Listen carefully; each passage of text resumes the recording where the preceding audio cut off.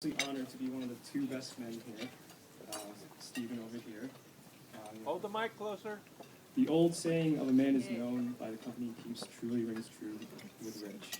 For example, you have the dashing young and single man from the East Coast, and you have the hilarious Stephen from the West Coast, and the rest of the California crew that I got to meet over the last week. It's absolutely fantastic meeting you guys. You're an awesome group of guys, and thank you for taking care of Rich over the last years in California. So Kathy and Mark, thank you so much for your hospitality over the last week. It's been amazing getting to know you. Thank you for having us at your amazing home. It's a beautiful venue for a wedding. My parents had the opportunity to meet you back in New York.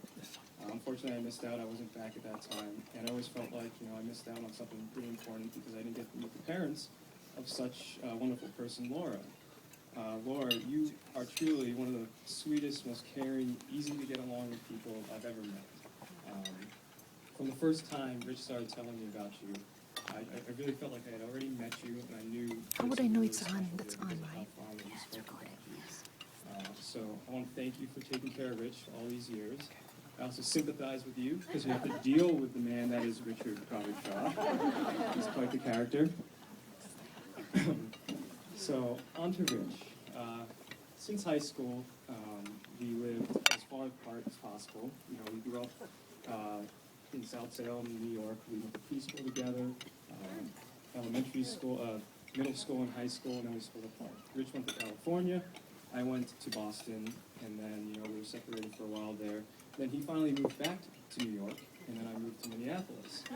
And now I'm in Chicago, and it's just been hopping around all over the place, but our friendship is as strong as can be as always whenever we catch up. It's incredible. He's a great guy. You're like a second brother to me. My family considers you part of the family. Whenever I hear you're stopping by the house during holidays or when you're back from California or anything, you just stop by to say hello to my mom and my dad, my brother if he's there.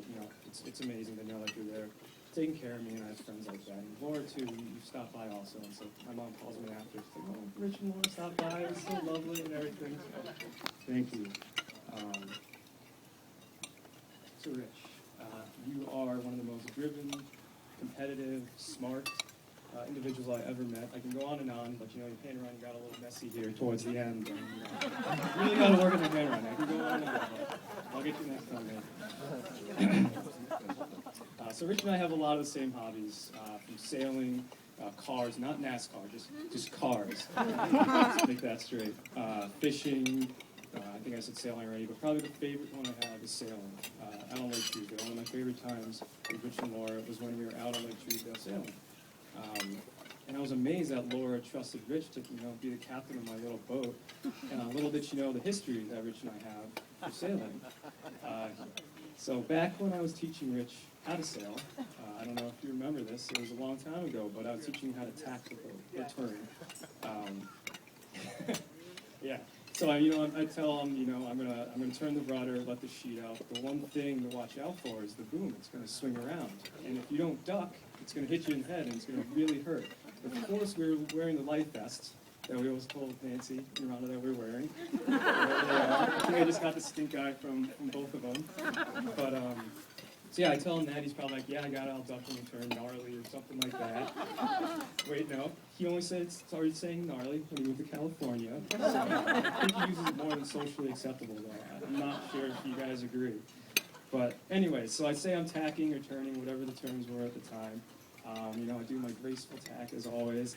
And, I'm stopped by a thump and a splash behind me. And as you probably guessed, it was the boom smashing into Rich's head or body. I don't know, they're both kind of, big boned and dense. So it was hard to tell. But I look behind me and he's splashing in the water. And I'm like, oh, jeez, this is not good because he was wearing the life vest, so he was going to do all right. But, so he splashes in the water. I'm laughing once I notice he's all right. And he's just having a great time there. And I think that really speaks to the kind of person Rich is. If he gets knocked down, he gets in a tough situation, anything tough comes his way, he just keeps on trucking along and making the best of it. And it's a really admirable trait that Rich has. So, with that said, I can't wait to go sailing with Rich and Laura again. Rich, we'll get you a helmet next time, and a jacket. So everyone, if you could please raise our glasses. Rich and Lauren, you're an amazing couple. I'm honored to be here. Thank you so much for having me be part of your wedding. I wish you all the best in your new lives together. And cheers. Eye contact.